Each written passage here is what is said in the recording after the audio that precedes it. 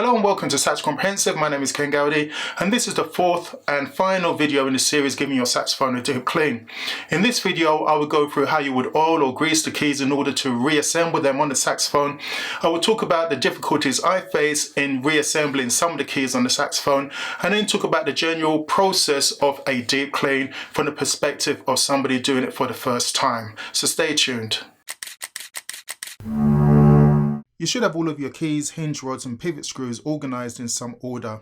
You can either put all of the hinge rods and pivot screws back into the saxophone before attaching the keys, or put them in at the same time as attaching the keys. I decided to do the former. I put a little oil on a thread of the hinge rods and pivot screws and put them back in their original positions. But the next time I do this, I will put them in at the same time as I attach the keys. The problem was knowing which hole to put the pivot screw in at the place where the posts were close together. I had to refer back to my photos at times to confirm that I was putting the pivot screw back in the right hole. This was only confusing where the posts were close together. However, if I put the pivot screws in at the same time as I attached the keys, this would have been a lot easier since the keys can only fit between certain posts, making it a lot easier knowing where to put the screws. When you are ready to attach the keys to the saxophone, we need to decide on what oil or grease we are going to use. In part 1 I mentioned that various musicians use various products. Some will use high or heavy viscosity oil on the hinge rods and pivot screws, while others will use oil on the hinge rods and some type of grease on the pivot screws and other places in the saxophone. The thing to note is that different manufacturers have different ideas about what constitutes medium or heavy oil. Just because it says heavy on the package does not mean that it will be the thickness that we want. You would have to try it to see how runny it is. I used Yamaha heavy oil because it was recommended in the book as being exactly as described. The reason why I chose the all-purpose grease was because when I was buying the oil I spoke to the technician in the saxophone shop, and he told me that he used that grease when servicing the saxophones in his shop, so I decided to give it a try after doing some quick research about the grease. There are 3 areas on the saxophone that need oiling or greasing. I put grease in the cradles at the top of the saxophone where the springs of the palm keys go, just before attaching these keys. I also put some grease at all of the fork joints just before attaching those keys together. I use the tip of my screwdriver to take a little grease out of the tub and smear it on the relevant places. I use a piece of paper towel to remove any excess grease. The problem with grease is that if you're not careful, it gets on your hands and is transferred elsewhere on your nice clean saxophone, so you may need to wipe your hands several times. Since my saxophone has spring-loaded pivot receivers, I dipped the spring end in the grease and removed any excess. Then when I pushed the pivot receivers back into the keys, I wiped off any excess grease. I did this to all of the keys in preparation for being attached to the saxophone. I used the tip of the screwdriver to put a little grease in the pivot holes on the keys just before attaching them to the saxophone. When attaching the keys, be ready to wipe away any oil or grease that comes out of the joint. You do not want the oil or grease running down your saxophone or weakening the adhesive holding on the corks. When oiling the keys attached by hinge rods, you need to organize the keys so you know which side of the key barrel the hinge rod is going to enter first. Put a drop of oil in that hole so that when the hinge rod is pushed in, it will push the oil along the key barrel. This will ensure that the oil is along the length of the hinge rod and not just at the start. I've seen people smear oil along the length of the hinge rod, but you don't want to put too much oil in the barrel since it will just come out anyway.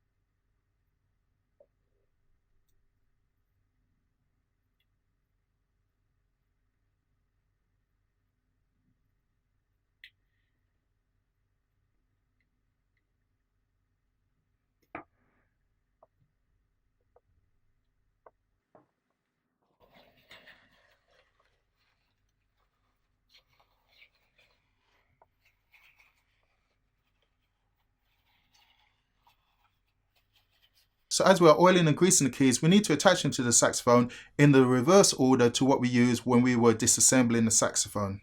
So here I'll play the order shown in part 2, but in the reverse order.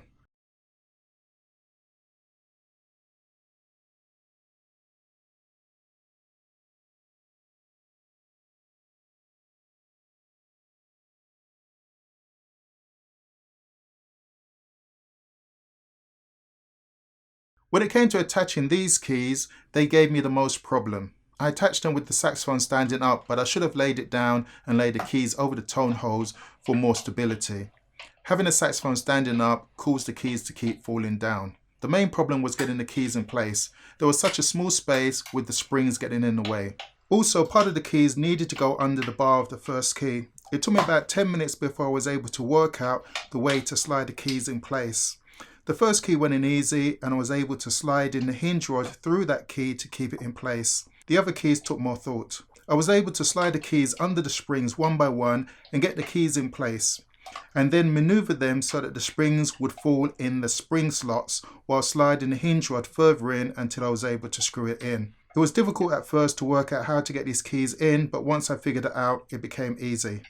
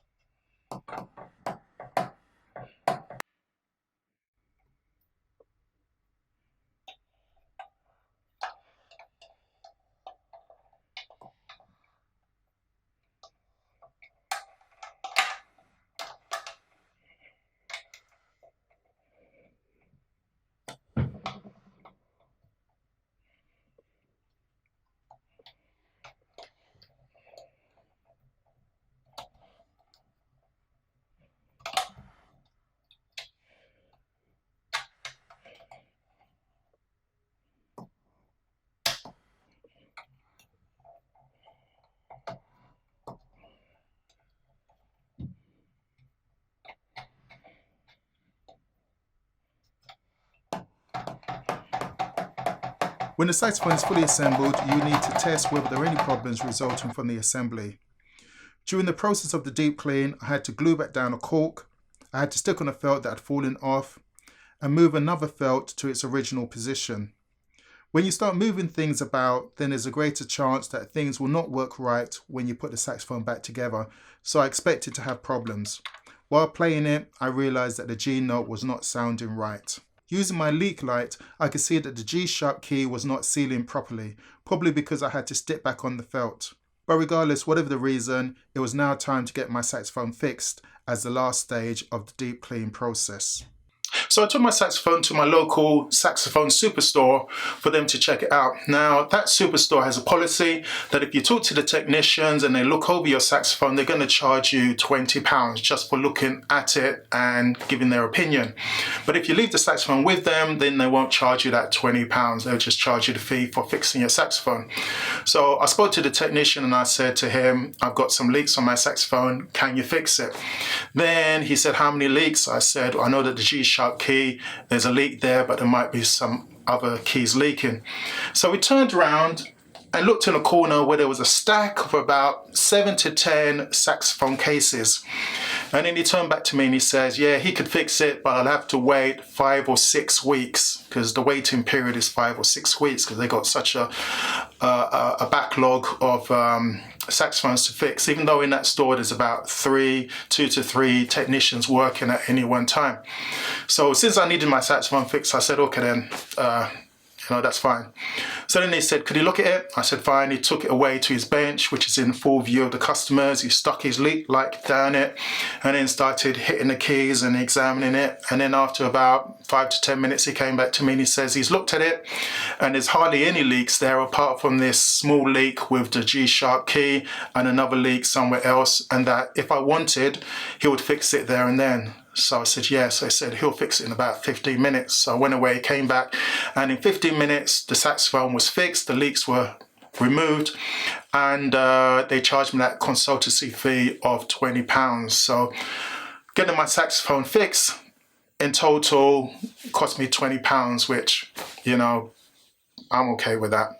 So talking about the process of doing the deep clean, before I started, I was apprehensive of actually doing it, because obviously you have these thoughts in your mind that you're going to break something, or you're going to take your saxophone apart and you can't put it back together, or it's going to cost you a lot of money to fix. So I was apprehensive about doing it, but because I want to learn how to fix my own saxophone and give my own saxophone an overhaul, I needed to go through this process. And it was a good learning process, and it was a good experience.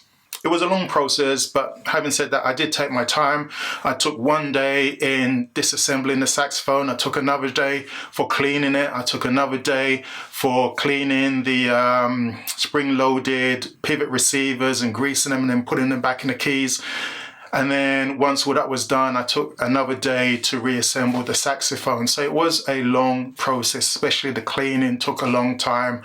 And disassembling and reassembling the saxophone, that took a long time as well. Now lastly, I've got to give credit where credit is due, because I realized that I would not have been able to do this deep clean without the exceptional content that you can find online.